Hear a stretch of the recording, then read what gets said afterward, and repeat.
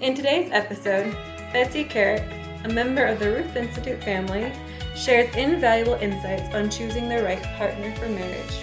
She emphasizes the importance of aligning values, being intentional in dating, and how a supportive partner can enhance your life's journey. The key takeaways include the significance of shared goals, open communication, and mutual respect. Betsy reminds us that the right partner not only complements your life, but also helps you grow and achieve your dreams together.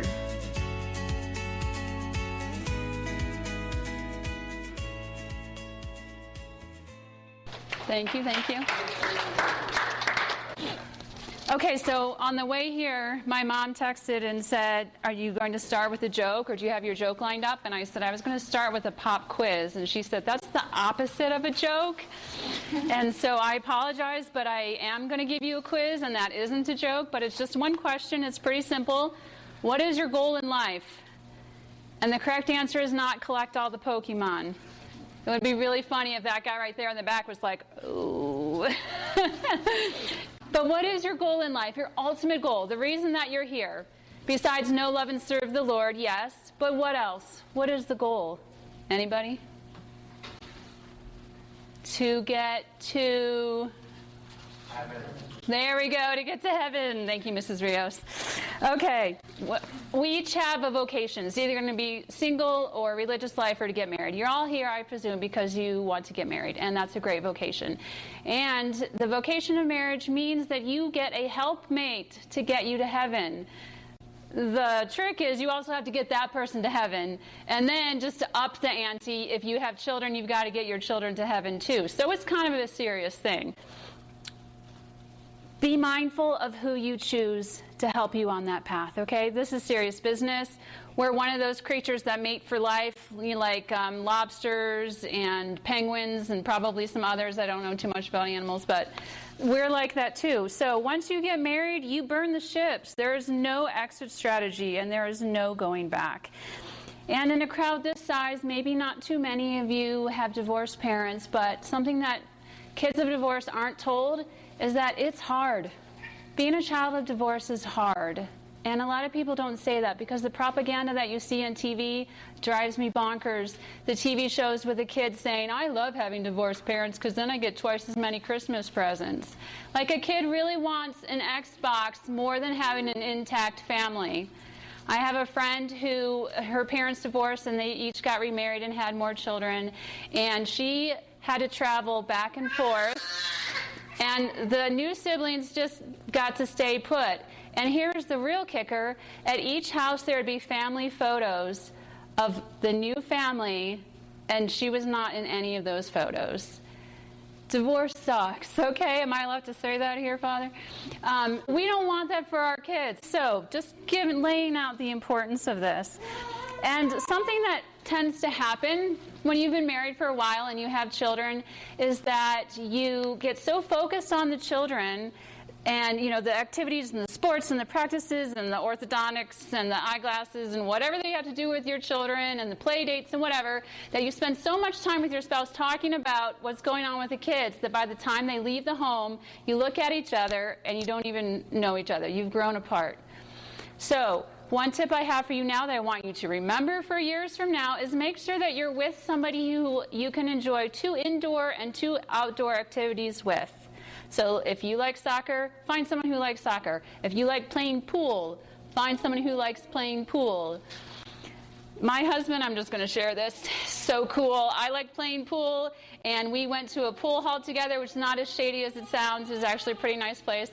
And this guy had his own pool cue in a case. It unscrewed, when you put it together, and I'm like, this guy is the bomb right here.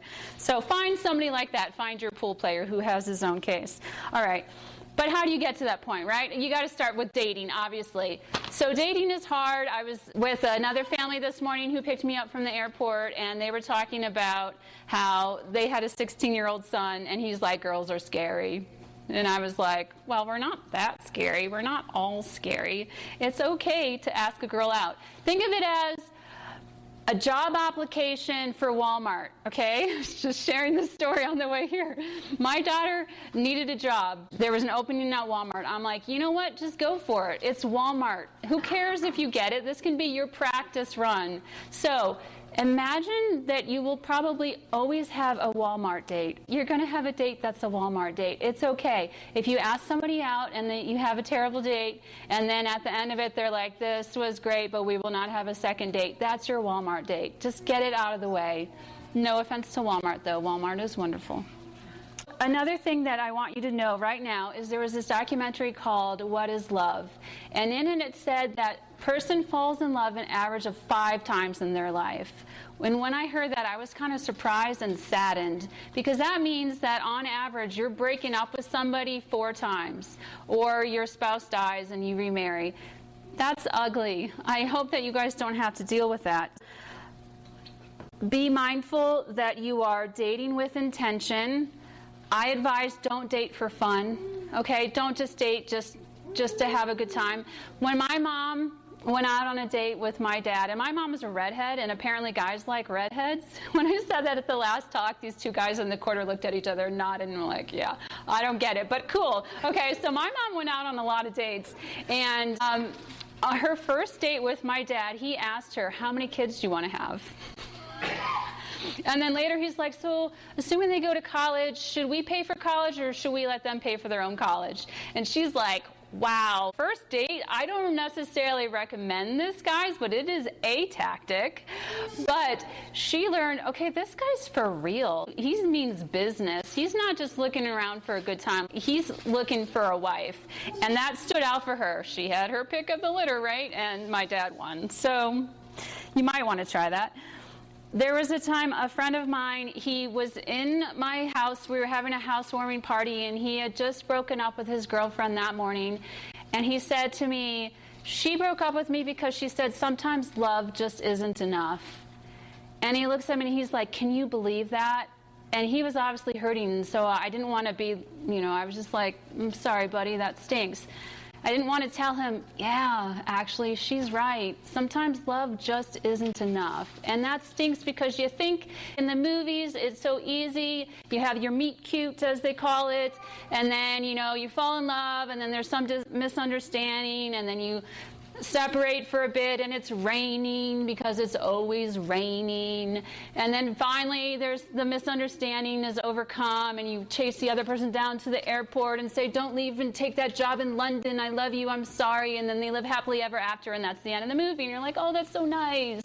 But they don't follow the couple 7 years later when there's 3 kids and there's snot coming out of the baby's nose and somebody else is crying. Like, they don't get real. It is not just you fall in love and you get married and you live happily after. Stuff gets real. All right, so this guy's ex-girlfriend was actually right, and I didn't want to break it to him. The good news is, this man's journey took a lot of ups and downs. So after this girl, he was a real outgoing guy, so he found another girl, and he dated her for 8 years. And again, I didn't want to be the one to have to tell him, buddy, if you're dating this girl for 8 years and you haven't popped the question, then it's probably for a reason. And didn't know him really well enough to be that person. But eventually, she did something and he snapped and said, that's it, we're done, we're through. And after he broke up with her, his friends were like, oh, buddy, we're so glad that you dumped that girl, because when you weren't around, she would do this stuff and she would say these things. She was awful. And he was like, why didn't you tell me? And they're like, oh, we don't want to hurt your feelings. You seemed really happy and in love and didn't want to mess with your business. And he's like, I wasted 8 years with her. Why didn't you tell me? So, all of you, when you are dating somebody that you feel pretty good about, get the advice of an objective third party. Usually, it's your mom, okay? Assuming that your mom loves you, and I'm sure that she does, and she knows you better than anybody else. Mom back here is like, well, no. Somebody who knows you really well. Your best friend might not feel comfortable telling you like it is, so just give your friends carte blanche, or ask your mom, ask your big brother, your big sister, whoever knows you really well, say, do you think that this person is a good fit for me? Tell me honestly, because you don't want to waste your time. And dating, I don't want to get into too much about the dating because Mrs. Rios told me that you guys have like had Jason Everett to death, like you know all this stuff, but I'll repeat some stuff. Guys, ask the girl out and tell her it's a date. These girls are like, yeah, please. Okay, don't say let's hang out because they don't know what that means. Like, be intentional. Let her know what you're thinking. Ask her out in person. Don't text. Don't find her on social media and slide into her DMs. Okay, tell her to her face, I would like to take you on a date. Also, it's harder for a girl to say no to your face, so you'll have better luck if you just straight up ask her out. And again, if it doesn't go well and if she says no, that's okay. You're going to get knocked down every now and then. Walmart. Just remember Walmart. Your next one will be Target, the next girl. And then if things don't go well, don't ghost.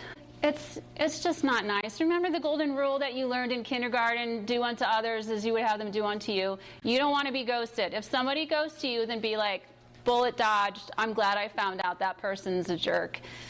Move on, but don't do it to somebody else. If things aren't working out, just man up or woman up and be like, I don't really see this going anywhere. I've enjoyed our time together. I think you're a nice person, but I don't feel really romantically inclined toward you.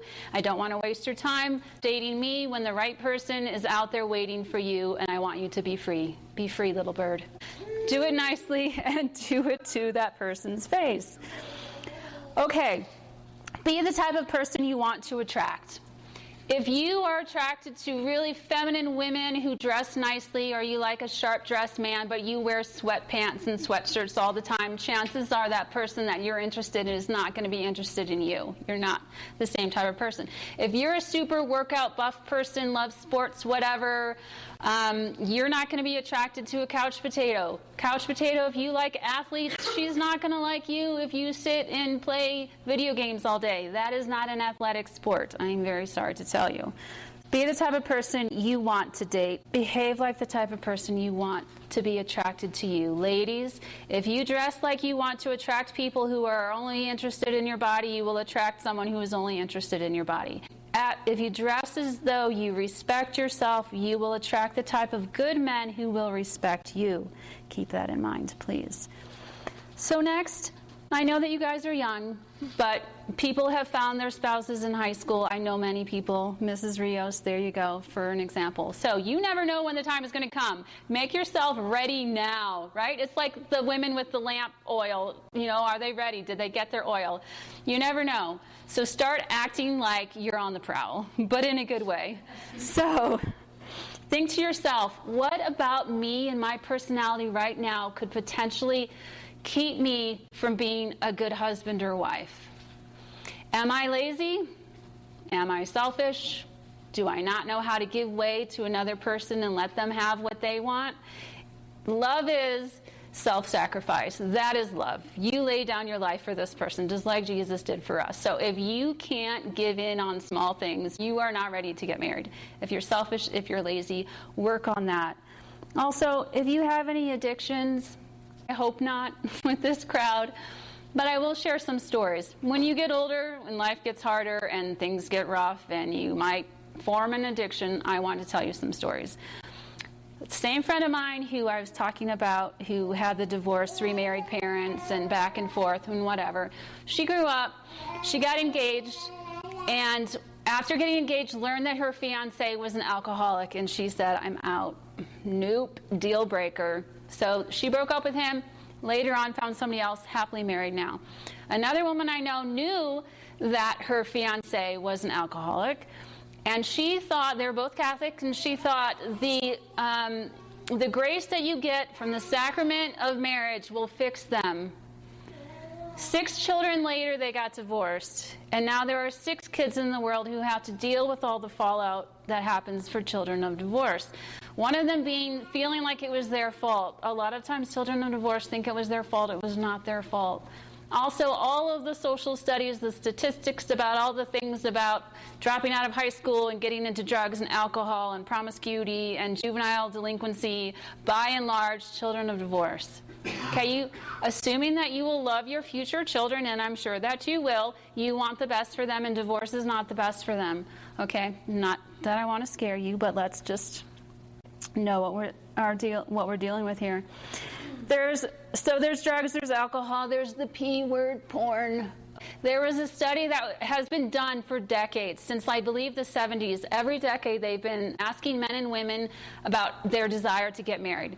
Throughout the decades, men, same level, they all, decade after decade, say they want to get married to this certain degree, which is fairly high. Women, on the other hand, have been steadily dropping in their desire to get married, which seems counterintuitive, because you think women are the ones who want to get married and have the children and raise the babies, which is great. And the person who wrote this article surmised, probably rightly, that the reason women are less interested in marriage is because it's so difficult to find a man who does not look at porn. Women do not want men who look at porn. They cannot compete. Married women with husbands who look at porn will not be able to compete for their husband's attention. That is infidelity. There are whole groups for, and I realize that women have a problem too, but it's mostly men, let's be real. There are betrayal ministries for wives whose husbands look at porn. There are ministries, multiple ones. This is a problem. There are a whole bunch of ones for guys too. So if you or a friend has a problem with this, please find one of those groups online and get over that. Don't have that in your life when you get married. So I was listening to a Jason Everett talk, and he shared a story about a guy that he knows who was Catholic, but he looks at porn, and it is an addiction. People will say it's not an addiction, and to them I would say, then stop cold turkey and prove me wrong. I would love for you to prove me wrong that you can just stop. In general, it's not that easy, but back to Jason's friend. He was like, once I'm married, I'll stop. He said that. He got married, and 3 months later, he got divorced. All right? So it's not cool. It's not fun. If you want to be happy for the rest of your life, then you can't do that. I watched an interview of a woman who was a former porn star, and she said that every taping of pornography, there is a devil present. And she is now hardcore Christian, had this massive conversion. And so I'm like, okay, well, that's neat. I don't know if I can really believe that, until I heard this story of a friend of mine who was homeschooling mom. Like, you can see her, spot her homeschooling mom a mile away. She's got the jumper, she's got the super long hair, and she's got her little kids. And she and her family moved into this apartment. And they'd only been there, a week or whatever, but she was having these really weird, creepy, erotic dreams that were so uncharacteristic of her. And she was like, what is this all about? And then one day she was cleaning up, and she took her husband's hat and she wanted to throw it up on the closet shelf, and it fell back down. And so she threw it back up, and it fell back down. She's like, what the heck is going on? There must be something up there. So she grabs a chair, because she's this short little woman, and she climbs on the chair and goes up on the shelf, and she finds a porn video left there. So she gets those grabber thingies and pulls it out and takes it outside to the dumpster outside, because she was getting that thing out of her house. And then the dream stopped. So that stuff has a supernatural level of evil, that it was infecting her dreams without her even knowing that it was in her home. Do not mess with that stuff. It is quite bad, and it will destroy your marriage. I know Catholic people, I never expected to see it, but I do know some people whose marriages were destroyed because of pornography. You don't want that in your life. Get it out of your system. I have another friend who married a guy who had an abusive background. He had a bad childhood, and she wasn't Catholic. She did not want to have children with this man because she knew this, some weird psychological reason. People who are abused tend to be abusers themselves. I've read it. It's still just, I can't wrap my mind around it, but it happens. And she's like, I don't trust this man with my children, with our children. Also, he cheated on her flagrantly. He was so broken and wounded from his past that he was perpetually trying to get women to fall in love with him. So he had conquered his wife, she fell in love with him, and then he cheated on her with this other woman. She fell in love with him, then he was done with her, and he moved on to somebody else. So many childhood wounds in that man's life that he could not get it together. If he had only sought some help, gotten some therapy to get over all of that stuff, he would have probably been in much better shape. If there is anything that has happened to you guys in your lifetime or happens to you at some point, it can make your married life difficult. Please take a look at that. Just think about it. Is there any baggage in your life? Because once you're married, is not going to go away. There's just going to be a spotlight shining on whatever inadequacies you feel. They're just going to get magnified. So please get yourself in marriage-ready condition early. Now, how do you find someone that you know is a good fit for you? I recommend making a needs versus a wants list. You can physically write it down, or you can just think of it in your mind. So for me, my biggest need coming from public school my whole life and seeing secular men was I must marry a devout Catholic. I didn't want to deal with the guys in my public school. I didn't want to have to explain to somebody, these are the rules that I follow, and I didn't want them to be like, well, that's stupid, and, just didn't want to have that conversation. I wanted somebody who knew the rules, follow them. We didn't even have to ask each other, should we sleep together before marriage? It was just a given. That wasn't on the table. We didn't have to talk about it. So my first need was Catholic man. And for all of you who are Catholic, I want you to consider this. Say you marry a non-Catholic and you have children. It is your responsibility to raise your children Catholic. So picture a Sunday morning, you've got your little ones, you're trying to get them into the fancy dresses and the pokey shoes and the little tie or whatever because it's Easter, and your children are like, I have to go sit through an hour of Mass, it's so boring, why is Mom making me do this or Dad making me do this? Meanwhile, their other parent is sitting on the couch playing video games, eating pancakes in their pajamas, and they're going to look at you and they're going to look at their other parent and say, forget it, I'm staying home. They don't want to go to Mass. Mass is boring. So that is something that you have to consider. I know another guy, Catholic, married a Muslim woman, and they had kids, and he's like, I need to raise the kids Catholic. And she's like, sure, whatever. She wasn't practicing Islam, so it didn't really bother her when it was time to baptize their first child Catholic. But guess who it did matter to? That woman's parents, who are very much Muslim, and they're like, over our dead bodies is our grandchild going to be baptized Catholic. So it caused tension between the woman and her parents, the woman and her husband, of course the in-laws and the husband. It's still kind of a mess. So consider that also. Now, I have another friend who married a non-Catholic, and they only had sons. So this is a guy, the Catholic was a guy, and they only had sons. Fortunately for him, boys want to act like their dad. So going to Mass with Dad was much easier. If he had had daughters, the daughters want to be like Mommy. So they probably would have wanted to stay home with Mommy. So consider that battle that you will have to have one day. Another need for me personally was I needed someone who was good at math. I don't do math. And I needed somebody who would help our children with their homework when they got to a certain point that I could no longer do it, like 5th grade or something. And also do our taxes. I needed someone who could handle the math. That's just me personally. And another reason why is when I was in 11th grade English class, and we did The Great Gatsby, F. Scott Fitzgerald, and the teacher told us that he and his wife, Zelda, were both writers, and they both wanted to make it big, and only one of them did. I'm sure you know which one, and it caused a lot of tension in their marriage. So from that moment in 11th grade, I'm like, I will not marry a fellow English writer type, because I don't want any of that tension. Let's find somebody who uses the left side of his brain, because I'm all here. Together, we balance each other out. Of course, he had to be kind. If you're dating somebody, please take special note. How does that person treat the waiters at the restaurants? How do they treat Janitor Joe at school? If they're a jerk to these lowly, I don't mean that, to the servant types, then they're not a very nice person. So just consider that. Also, ladies, how does the man treat his mom? If you're interested in marrying this guy, however he treats his mom is how he's going to treat you someday. So if he's not nice to his mom, he will eventually not be nice to you either. Be warned and take note. I recommend allowing yourself to be surprised. I went to a wedding, and the best man was giving the speech about his brother, the groom, and said that his brother swore he would never, ever marry a teacher. And the woman sitting next to him in white was a teacher. And likewise, she said, I will never marry a computer nerd. Guess what his job was? Computer programmer. So sometimes God likes to surprise us. Be aware of that.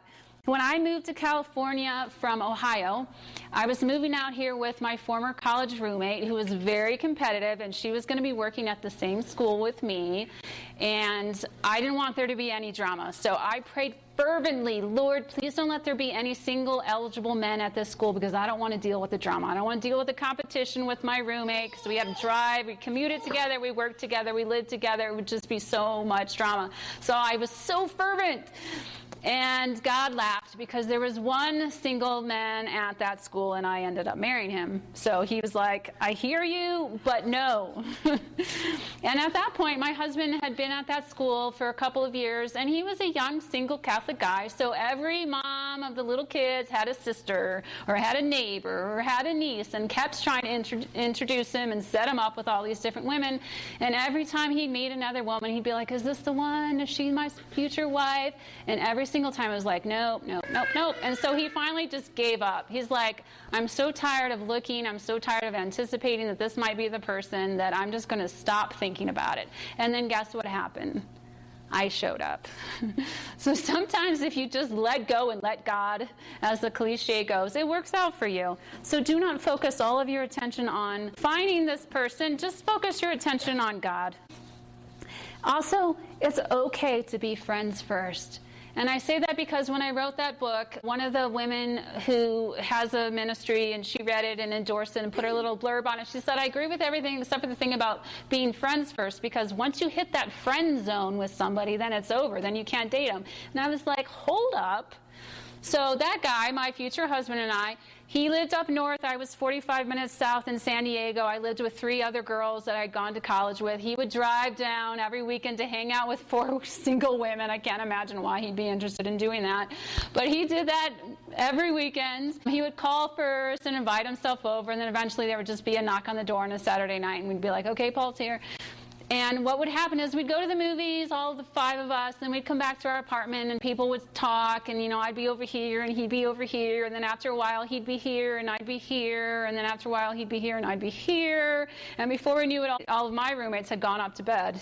And it was just the 2 of us staying and talking till like 2 a.m., like weekend after weekend. And we were so thick-headed and clueless.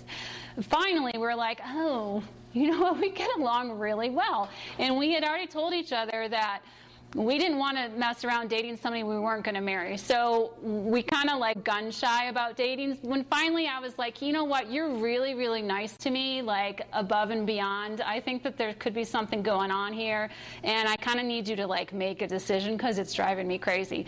So this was Lent. So Lent like 23 years ago now, 24, whatever. And he's like, okay, well, let's wait until after Easter, and we'll try to spend less time together through the rest of Lent, and then after Easter we'll talk about it. What ended up happening was we spent a lot more time together, and on Palm Sunday he officially asked me out. So we did not make it to Easter. But less than 2 years after we met, we got married. Things worked out just fine. I also want to say this. Go on group dates, okay? Blind dates, I've never done that, and I would hate to do that because can life get more stressful than a blind date? And are you going to be yourself on a blind date? Are you going to be comfortable enough to be yourself? If you're going on group dates, then it's just everyone is hanging out, and you can just be yourself, and you want the other person to see you as you really are, low stakes. You're comfortable, you're totally being you, and you need the other person to see you as completely you. So go on group dates, hang out as friends, and then eventually you find that you're moving closer and closer to each other on the couch, and like, oh, what do you know? I guess we like each other. Let's date. All right, don't marry or even date somebody because you're scared you won't find somebody or you're afraid to be alone. God does not deal in fear. That other guy deals in fear. God said in the Bible like 60 times, be not afraid. I think he was trying to tell us something 60 times or however many it was. I say that because a friend of mine got married to a guy who was a nightmare, but she said, I didn't think anybody else would ask me. So I just married him, and he was horrible. He was abusive, and he cheated on her. And then after that, got divorced. She's like, well, at least I got my 2 kids out of it. But what a better life she could have had if she had not made that decision out of fear. Don't date somebody just to make someone you want to be with jealous. It's juvenile, it's mean, it's using somebody. That's not okay. Don't date someone just to anger your parents. Still dumb, still using somebody, still not okay. Don't date your imagination. Are you in love with the reality or the romance? Sometimes you might have to ask yourself that. You can fall in love with the idea of a person, but it might not be the actual person. Don't date a fixer-upper. If you ever find yourself saying, he's got a lot of potential, or yeah, but she's got a lot of potential, that's a red flag. That's not a good sign. Do not do a pity date. Do not think that you can change the person. People don't change with the exception of radical conversions, okay? People find God and radically change their life. General run-of-the-mill stuff, they're not really going to change. Don't ever think that since you've invested so much time in a person that it would be a shame to give up that relationship. I have another friend who was dating someone for a long time, and then everyone was like, oh, I guess you're going to get engaged. And so the guy was like, okay, you want to marry me? And she's like, yeah, okay. And he's like, why don't you go pick out a ring? Like, buy yourself a ring. And other people are like, that's not how it's supposed to go. He cares about you. He's going to be intentional about finding a ring that he thinks that you're going to love. And finally they came to realize that they were just going through the motions. You date for a long time, then I guess, okay, so then you get engaged, and they realized, oh, we're not actually supposed to be together. And it stinks because they did love each other. And she said it felt like he had died. She felt like she was mourning the loss of somebody who had died.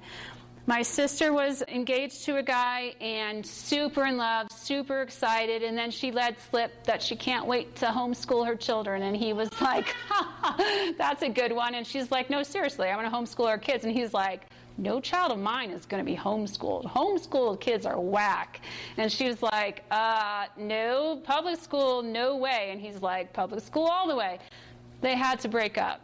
And it was devastating for both of them, but they made the right decision. So again, you can fall in love with the wrong person. I was out with some friends, and I found out this married couple, they had each been engaged to somebody else before they got married. And I was like, how do you get to the point of loving somebody so much that you're engaged and then realize that you don't love each other enough? And he said, well, when you're dating and you're getting to know a person, it's just a whole lot of fun. You know, you go out and you do fun things, and it's fun.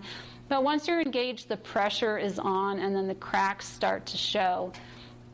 So be advised. I know this lady who, it was after everybody had bought their plane tickets to come to the wedding when they realized that they didn't really actually want to be married, but they went through with it because people had bought the tickets, and then they immediately had to start the annulment process.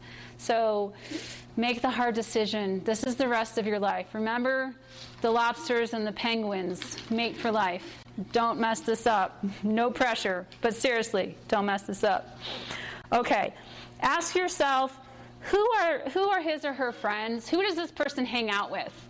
Because somebody who hangs out with shoplifters is probably going to be a shoplifter. I mean, eventually. If they're just a bad crowd of people, you are like you eat, and you are like who you hang out with. So if you think, oh, she's really cute, but her friends are all really snooty jerks, well, chances are she will eventually act like them. Peer pressure doesn't end in middle school, okay? It keeps going. So you may want to be wary of what the people they hang out with are like. Ask yourself, does this person encourage me to be a better person? Now remember, this is the person who's going to help you get to heaven. Are they helping you get to heaven, or are they taking you someplace else? If you and this person you're with are leading each other to sin, not leading each other to Christ, then stop and reevaluate. Consider, maybe I don't want to be with this person. Maybe the rest of my life with somebody who's going to bring me down is not a good idea. Does he or she respect my morality or just tolerate my morality? Think about that one. Does this person make me feel closer or further away from God? Do this test for me, you guys. Since you're all Catholic, you probably have pictures of Jesus in your home somewhere. If you don't, get one. Put it someplace prominent where you'll walk by it and see it. If there already is one in your house that you know, but you've kind of forgotten there because it fades into the wallpaper, like you walk by and you don't see it anymore, make a point to look at that picture. If you don't have one, get one. Put it someplace prominent where you can look at it every day when you walk by. When you walk by Jesus, look at him. And then note your reaction when you see him and realize that he's looking right at you too. Is it like, yo, double fist, peace sign, what's up, homie? Are things good? Or are you kind of doing one of these things where you're hiding your face from him as you don't want to see him because you're ashamed because you know that you're in a place that you shouldn't be with your life right now? If that's your reaction to seeing Jesus, then think about why that is and what you need to change. Because deep down you know Are things going well with me and the Lord, or are things not going so great with me? I want you to picture yourself as an outline of yourself, just the outline, and the rest of you is empty. And I want you to picture being filled up with Christ, okay? You can't get to heaven without shucking all of your sin, everything. You have to be spotless. You can't have any mud on your shoes to get into heaven, which means you have to empty yourself of yourself and let Christ move in and just walk in like he owns the place. Who am I when I'm with this person? Another story. A friend of mine, super bubbly, effervescent, great girl, dating this guy who was kind of a melancholic, sad sack kind of guy. And she started being a little more melancholic herself and just kind of downtrodden, and she wasn't being herself because she had been sucked into his personality. They did eventually break up, thankfully, and then she sprang back to herself. If you're with somebody who is making you somebody that you're not, don't be with that person. If you're with somebody where you're hiding part of yourself from that person because you're afraid that he or she won't like you anymore if he knew everything about you.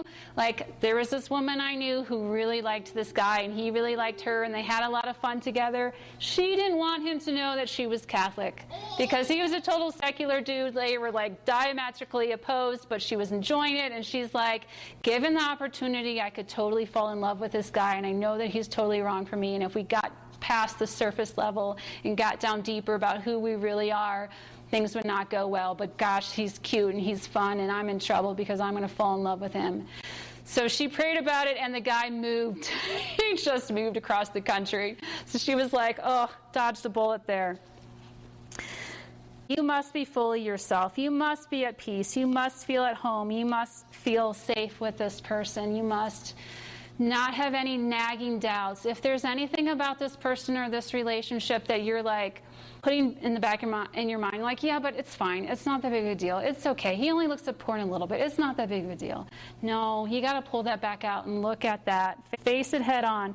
You can be like, well, he's funny, but sometimes his jokes are gross. I know this guy who a couple of times we'd be at a party and he'd say, all this party needs to be really good is drugs and prostitutes. And I'm like, in other ways, you're funny, but that's so gross and inappropriate. So after a couple of times, I'm like, could you please not say that? Because it's really dumb, and I don't like it. And he was like, okay. And he did. To his credit, he stopped. But at the same time, I was like, that is the type of guy who thinks that way. And if he'll think that and he'll say that, what other things is he thinking that he's not saying out loud? Do I want to be with the type of guy who thinks that way? Probably not. I wasn't in the dating pool, so it wasn't an issue. But you also have to be proud of this person. There was a guy that I liked in college, and I brought him home to meet my parents, and before he arrived, I was telling them, okay, clean this, hide this, throw this in the back room. Big brother, absolutely do not do this. Sister, don't do any of this. We've got to make everything perfect. And my brother, in a fit of wisdom, was like, so you're worried about what we're going to be like and what our house looks like for this guy? And I was like, yeah. And he said, well, then he's not the right man for you. And at the time, in my youth and stupidity, I was like, but he is. You know, I was all whiny because I was sure. He wasn't. Contrast that with the guy that I wound up marrying. When I brought him home, I didn't even think about it. I didn't say anything to my parents, my siblings. My siblings are totally weird. My parents are weird. You know, every family is weird. I didn't care. It was fine. I didn't worry about it at all. So I walk in with this guy, and within 5 minutes, my parents have shoved me against the wall and forgotten I even existed. They loved that man more than I did. They just fell in love with him right away. Contrasted with that other guy, and they're like, oh, so where are you from? What are you studying? Oh, that's nice. There was nothing. But the fact that my parents fell in love with this guy was a really good sign. If you're worried about your family and how they're going to react to somebody, then there might be a reason for that. So now that guy that I told you about in my kitchen and then dating for 8 years, once he finally broke up with that girl, he met another woman and he proposed to her within about a year. And I was like, wow, that's a contrast. And he said, when you know, you know. She's just the right person. I'm like, and how do your friends feel about her? And he's like, oh, they all love her. They say she's perfect. And your parents, oh, they love her too. So that, you get all the green lights. That's what you want. And when I said the thing about asking your friends or your mom to tell you how they feel, if you're like, I don't want to ask anybody how they feel about my boyfriend or girlfriend. Why do you not want to ask? If you're afraid to do that, chances are it's because you already know what the answer is going to be and you don't want to hear it. You don't want to hear that you need to break up. But do not waste your time. Okay? That man who dated that woman for 8 years, he could have gotten married to this woman so much sooner. He ended up getting married at like 40. He's such a good guy with kids, and his chances of having children now, because he wasted so much time with the wrong person. It just breaks my heart. So please don't do that. All right. I'm winding down. Pray for your future spouse. You may not know if you've met him or her yet. Maybe you won't meet him or her for another several years. You don't know what good will come from your prayers for this person, but there's no downsides to praying for this person now. Pray for his or her happiness and holiness, that you find each other at the right time. Make holiness your ultimate goal. Don't make marriage your ultimate goal. If you date somebody and together you work on your holiness and you work on bringing each other closer to Jesus, and you end up not getting married and you break up, it will not have been a waste of time if you have brought each other close to Jesus. That is your goal. There was a woman who didn't get married until she was 50. And that sounds torturous to us, right? I'd hate to wait that long to get married. But she said, I would do it all over again to meet this guy, because this was the right guy. She said, I would rather be single and happy with Jesus than in a miserable marriage. So if it takes you a while to find the right person, that's okay. And there's a saying that says, run as fast as you can to Jesus, and if someone's keeping up with you, then introduce yourself. I love that. Here's the final thing I want you guys to do. We're going to get back to basics real quick. I'm going to ask you some rhetorical questions. You don't have to answer them. Just think about it. Okay, back to basics. Here we go. Does God exist? You all know this. Thank you. So you didn't have to answer, but thank you. People nodded too. It's not just you. Okay, so yeah, if any part of you is like, is this just like a weird cult that I've fallen into, that my parents have pushed me into? Is this all for real? Does God even exist? Yes, he does, okay? There are far too many miracles that have happened throughout the world. I mean, miracle of the sun at Fatima. Thousands of people saw it. It was reported on, you know. Padre Pio can be in 2 places at once. That stuff doesn't happen if there isn't a God. Okay, yes, God exists, okay? If there's any doubt, the answer is yes. Does God know everything? Also yes.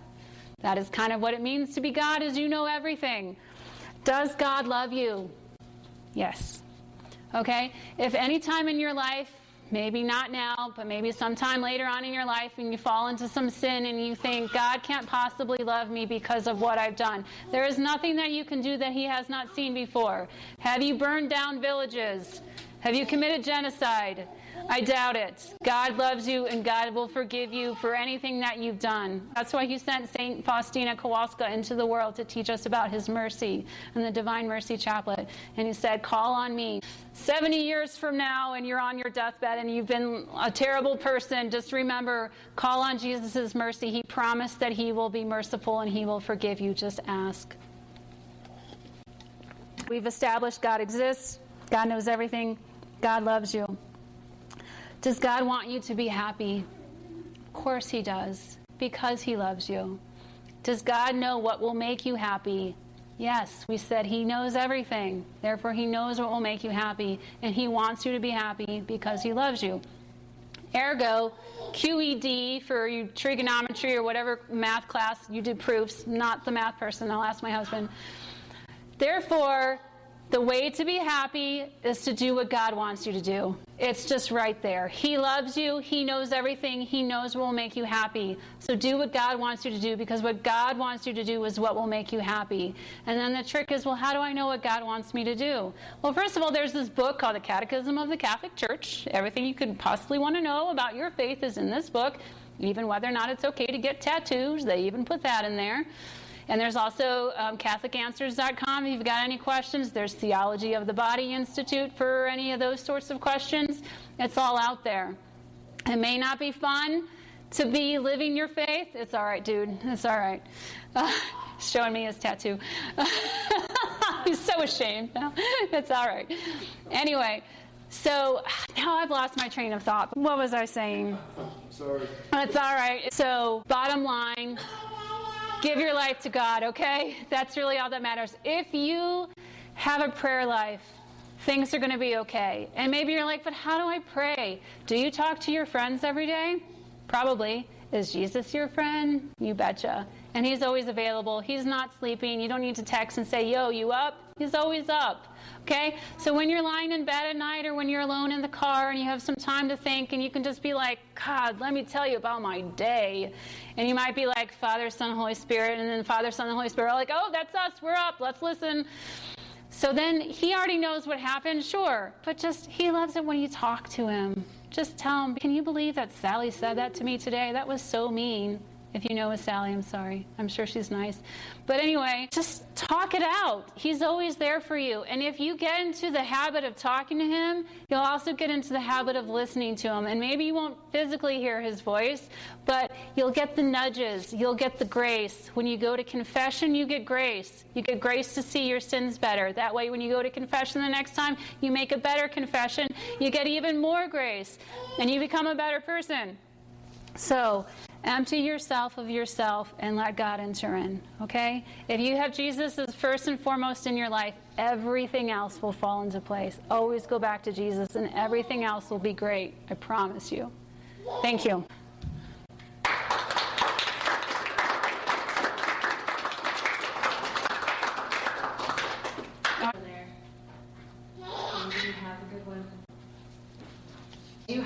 I have a question. So, kind of a rhetorical question, I think you probably already know the answer. But if we're looking for somebody to marry, what would be some good places to start going to meet the kind of people that you were talking about? Dive bars, definitely. I'm just kidding. Of course I'm kidding. Okay, well, first of all, right here, you guys, look around. Who do you think is cute? Meet them outside afterwards. Say, hey, you know, you want to... Don't say you want to hang out. I almost just... get to know each other. Get into like a group chat with each other or something. Just get this whole thing going. So if you're at public school and the people at public school are just terrible, I know from experience, then look at you guys around here. So if you don't know all these people, well, maybe we can get like a little email chain or a text chain going so that you can get to know each other better. And then if you know these people individually and you've got their numbers, you can individually start texting them and get to know them better. And when you go on a date, I forgot to say this, don't go to a movie. Whether or not the date was good depends on whether or not the movie was good. You know, if you haven't actually talked to the person, then that was meaningless. So go get coffee or go get a meal so that you can actually talk to the person. So yeah, go where the good Catholics are. If you want to marry a good Catholic, you got to go where the good Catholics are. It's kind of obvious. Anything else? So you mentioned to kind of be the type of person that you want to date, that you want to marry, right? So if you are hanging out in a dive bar a lot, then you're going to attract people who also hang out at dive bars. So you're probably going to be meeting people that maybe aren't the best candidates for a future spouse. Is that kind of what I'm thinking up there? Yes. Okay, so just from you guys, I want you to be thinking about, right, some of you are in high school, some of you are in middle school still. So maybe you're not like, let's get married tomorrow. But the reason we're talking about this is because like Miss Betsy said, like be thinking today. Like I met my husband when I was a freshman in high school. And we've been together for 25 years. So you don't ever know when the right person is going to come into your life. So start preparing yourself for being the person, right? So what are some tangible steps as like a middle school, high school? You mentioned like prayer life. In terms of being prepared for a relationship, you said be free of addictions and handle like past trauma. Are there any other like proactive things in terms of spiritual, emotional, mental growth that we can be working on in 8th grade, 9th grade, 10th grade that can prepare us to be better spouses? There are a lot of saints who were married, and there were a lot of saints who had amazing parents. I'm thinking about Zelly Martin right now, and I feel like I'm getting away from your question, but I just thought of this and I want to share it anyhow. Zelly Martin used to say this consecration prayer for her children before they were born or when they were born that consecrated them to Jesus. obviously. Tangible things that you can do. I mentioned pray for your spouse. I mentioned working on your prayer life. I recommend reading Lives of Saints. So if anyone is like, we're kids, sorry, you're not kids, you're young adults, apologies. All this stuff isn't cool, it isn't fun, it isn't easy, we can't do it, it's too hard, to which I would respond, Carlo Acutis, okay? You guys have heard of him, yes? You've talked about him? Yeah, so, whatever, you totally can do it. He went to Mass every day. Sometimes his friends went with him, and they were just amazed watching him because he was so into it, because he knew that was God right there, and he got to receive him every day, and that's all that mattered. So you know what? Be a good example. And maybe somebody will come along. When I talked about it's hard to marry a non-Catholic, sometimes they will convert. Both my mom and my mother-in-law converted because they married Catholic men. Sometimes they don't convert, but it could happen. I wouldn't recommend betting on them converting, because you never know. And just being yourself and living your faith is a good example to others. I just learned recently that a friend of mine was a lapsed Catholic, and when I met her, mentioned I was Catholic and she was Catholic, and I had no idea she was a lapsed Catholic. I don't remember her telling me that. But I was like, we lived in walking distance of a church, and I would wheel my little girls in the double stroller to the church, and I invited her to put her girls in a double stroller and walk to the church with me, and little did I know that that brought her back to the faith. I wasn't trying to, I was just being me. So sometimes just being you and living your faith is going to set a good example for somebody. So it's possible that there's somebody that you're friends with who isn't into their faith, and they might think that you're weird, but then they see how much it means to you and how joyful you are. Let me tell you a story about Shane Smith. Do you guys know Shane Smith, that stand-up comedian? Have you ever seen the dude with all the tattoos, right, my man? Tattoos all over his arm, which are now black because he had to cover the tattoos from when he was in motorcycle gangs and when he was in a cult, because he had this radical, awesome, amazing conversion story. He's also got a sword on his face and a rose across his forehead. So he looks like a tough guy, right? So he grew up in Utah, and he thought, you know what, I have no skills, so I'm not good at anything, I should just become a comedian. So he decides he's going to go to New York City, because that's where you go when you want to, be somebody, being up and coming, get into the scene, right, and make it. So he was living the New York City life, all his friends, parties, drinking, hooking up, doing all the things that you're supposed to do to be happy. And all of his friends were on antidepressants, they were suicidal, they were seeing psychiatrists, psychologists, whichever. They were all miserable. They were doing the things that the world tells you will make you happy, and they were not happy. Contrast his friends back in Utah, which he admits were mostly Mormon, but he would see their Facebook posts with their family. They had the white picket fence life, the things that the world tells you shouldn't do. Don't get married, definitely don't have children. They'll just weigh you down. But he could see the joy and the love in those families, and he was like, you know what? This New York living the life is not for me. This is just empty. So he did go back to Utah, and he did have this crazy conversion and is now a hardcore Catholic, and he's still doing his comedy thing, but it's clean and it's great. Awesome. Does that help? Yes. Okay, so I'm going to share just a few quick notes, and then I've got one more question for you. So I wanted to note, so my sister met her husband when they were in middle school, and he was a devout Mormon, and she was a devout Catholic, and they were best friends. And he kept asking her to date him, and she said, no, unless you go to Mass with me. So he would duke it out with his parents and go to Mass with her. And then he'd ask her all these really annoying questions, trying to show her why Catholics were insane. And she said, that's fine, but I'm only going to marry a Catholic, right? She's in 7th grade.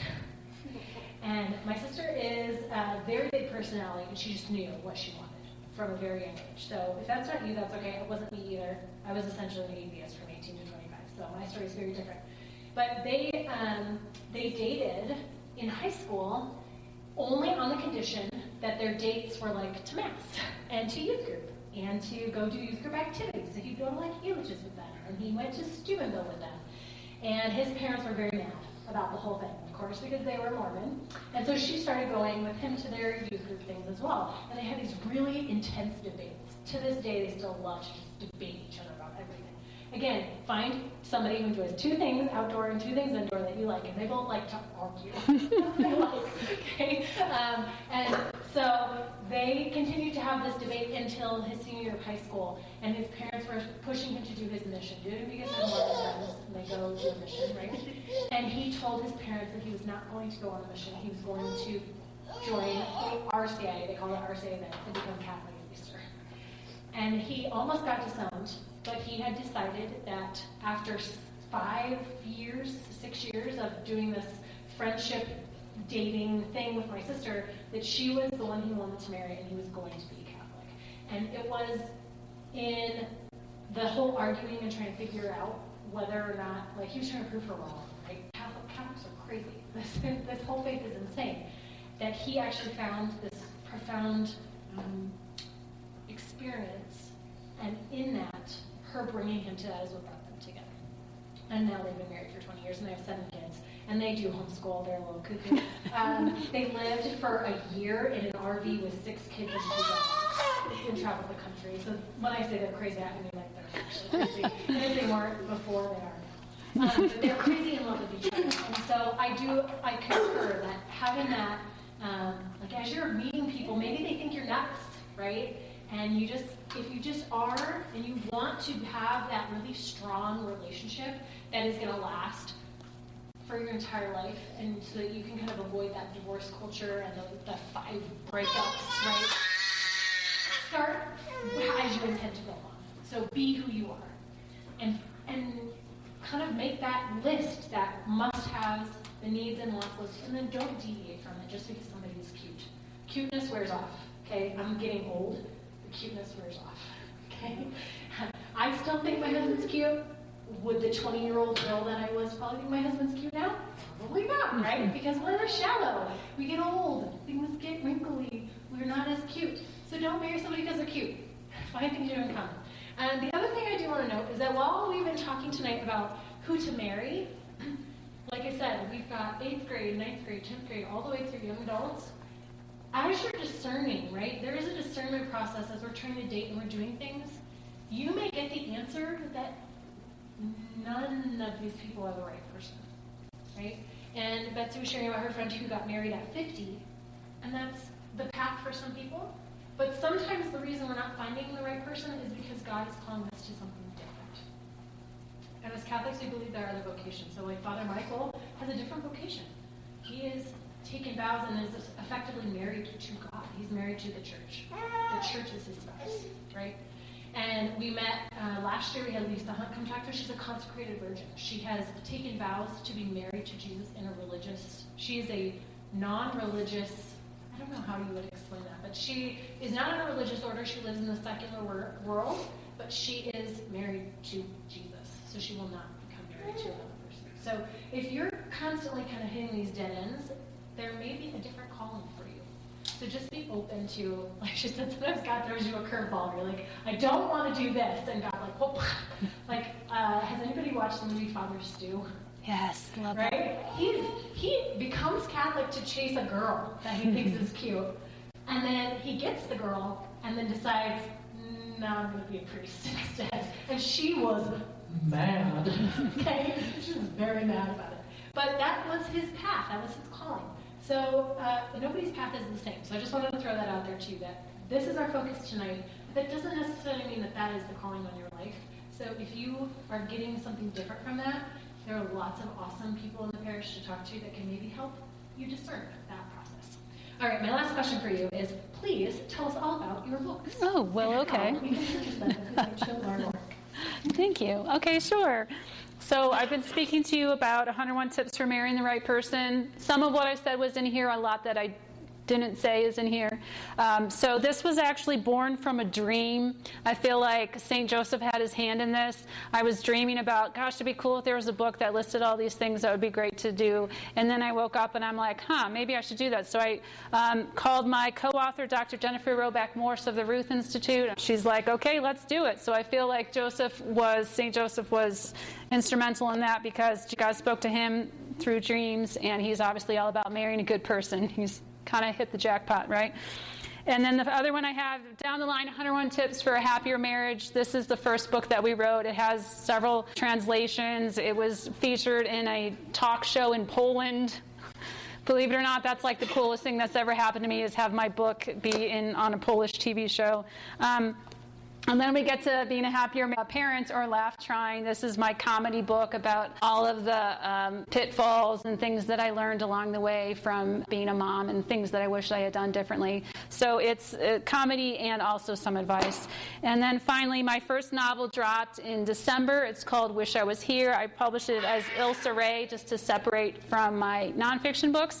And it's about a girl whose genius best friend turns her invisible to keep her from getting kidnapped along with him, and now she has 1 week to find him for an antidote. Otherwise, she will be invisible forever, which could lead to insanity and death.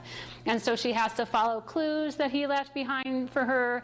And also the bad guys are after her too, because if her friend won't give up the formula, they can extract it from her veins. So they're chasing her too, which is why it says, even when invisible, there's no place to hide. So it's kind of suspenseful. It's a mystery. There's romance.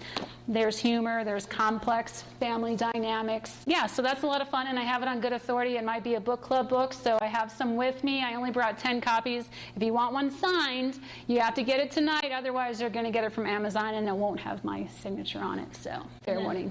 Oh, yes. And I also brought some little rosaries. They are indestructible unless you have strong scissors. So if you want to buy a book, you may have one of these rosaries, or if you prefer, a little key ring. So I have lots of different colors. I will be at the table in the back, and if anybody wants to talk to me, if you have any questions that you didn't want to ask in front of everybody else, you can talk to me out there, or I have business cards if you want to email me later, and we can chat that way. Perfect. Thank you so much. Thank you. A round of applause, please. Thank you for listening and supporting the Ruth Institute. Please check out our YouTube channel, Ruth Out and About, where you'll find all interviews with the Ruth Institute.